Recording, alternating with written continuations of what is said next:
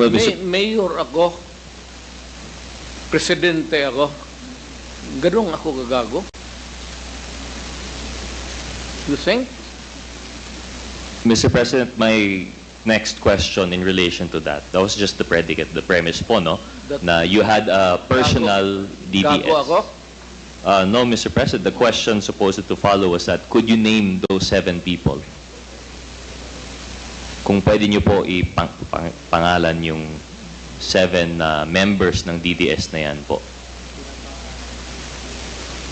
Members ng DDS, Your personal civilian DDS, which you mentioned is apparently counter-insurgency force.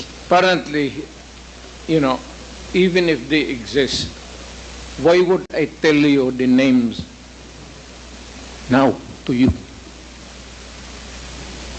Ang tingin mo sa akin, stupido?